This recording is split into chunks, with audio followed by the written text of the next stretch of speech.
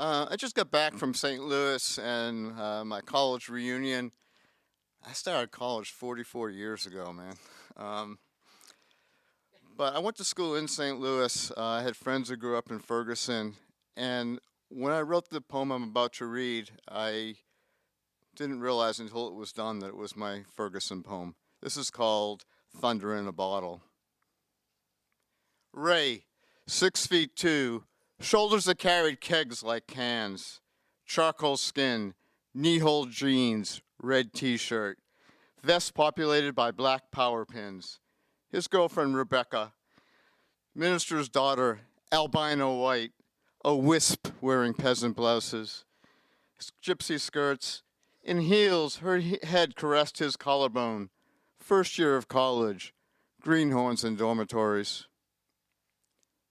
A slick nine-ball shark, Ray collected quarters at the pool table.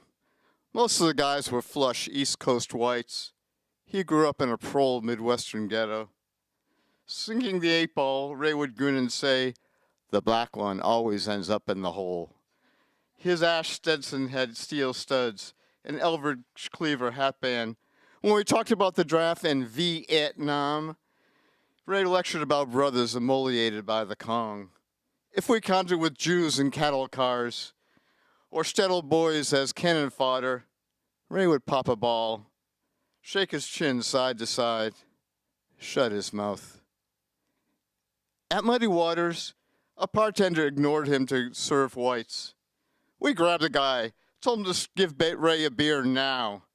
He looked into the stolid face, hat brim cocked a tad, drew the draft. Ray wouldn't brook our anger, said it wasn't ours, but his. He was one of us, but we were never of him.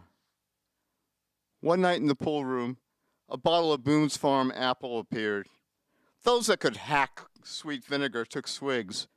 Ray knocked back half the bottle. 3 games later, the swiggers knew the wine was spiked. Ray never did acid, didn't even smoke the occasional joint. He started talking about men with ropes, stalking the windows. Handshaking, he dropped his cue, ran out into the quad. We found him on his back, thrashing in dirt, flailing arms and legs. Afraid he might run into a wall, or the street, or a glass door, 6 of us pinned him in the grass. Ray kept tossing me off his shoulder, but I hung on. An ambulance wailed in, all flashing lights and siren. Ray bucked even harder until the paramedics needled his arm. 40 years later, we gather without Ray. He dropped out of school, out of our lives. One of us says Ray is homeless in Soulard. Who spiked that bottle crashes the conversation. It's a spirited debate. Townie, or prankster, or stranger. I say nothing. It was one of us.